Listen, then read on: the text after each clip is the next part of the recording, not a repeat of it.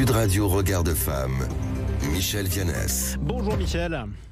Bonjour Jean-Marie. Fondatrice et présidente de l'organisation non gouvernementale Regard de Femme. Aujourd'hui, Michèle, vous nous parlez d'une étude de l'Institut des politiques publiques. Ça concerne les inégalités entre les filles et les garçons.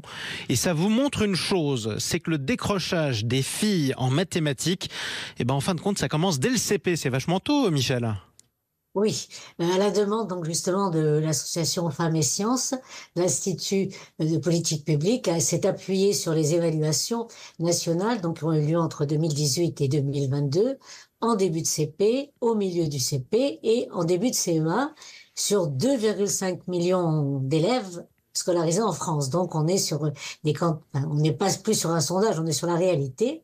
Et donc ces évaluations mesurent la capacité des élèves à additionner, lire, écrire, compter et comparer les nombres, et puis aussi à avoir un début, de notion de quantité. Alors qu'au début du CP, le décalage est inexistant, un écart en faveur des garçons apparaît et se creuse en mathématiques au cours du CP. Et ce décrochage des filles est observé pour toutes les notions qui sont évaluées. Alors, est-ce que ça concerne toutes les filles? Et sinon, qui sont celles qui décrochent? Eh bien, ce décrochage de filles se produit sur l'ensemble du territoire, dans tous les types d'écoles et dans tous les milieux familiaux.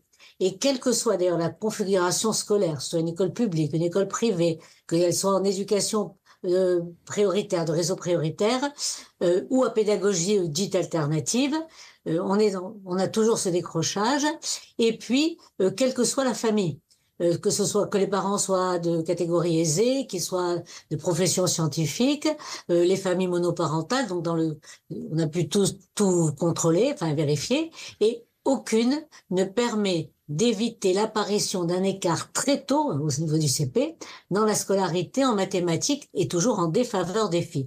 Je fais quand même la remarque qu'en revanche, l'avantage sur les garçons en français demeure globalement stable pour les filles durant toute l'année de CP. Et ça, si j'ose dire, c'est pas juste. Je parle en tant que garçon, évidemment. Alors, est-ce que Michèle, au moins, l'étude permet de donner des pistes pour réduire le décalage?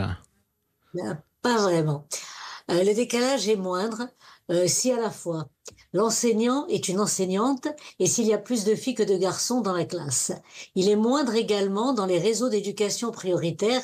Réseau d'éducation prioritaire, c'est caractérisé par la taille de classe réduite, davantage de soutien scolaire, des équipes pédagogiques dont pas un ou une enseignante seule face aux élèves, tout ça renforcé, mais le décrochage des filles est toujours présent et toujours significatif.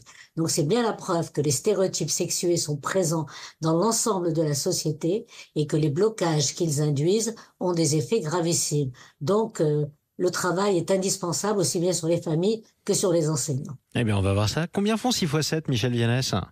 42 que je sache. Bon, vous voyez comme quoi le décrochage n'est pas inéluctable. Merci beaucoup, Michèle Viannès. J'en profite pour donner un autre chiffre. Il est très important et spécialement pour la Lyonnaise que vous êtes. 105.8. 105.8 comme le 105.8 FM. C'est la nouvelle fréquence de Sud Radio sur tout Lyon. Et le Grand Lyon, ça y est, vous pouvez nous écouter en FM entre Rhône et Saône. Alors, vous pouviez déjà en DAB+, et sur Internet. Mais alors, on arrive en FM sur le 105.8 FM. Bienvenue à l'écoute de Sud Radio. Amis lyonnais, et puis n'oubliez pas, parlons vrai. À très bientôt, Michèle Viannès. À très bientôt, Jean-Marie.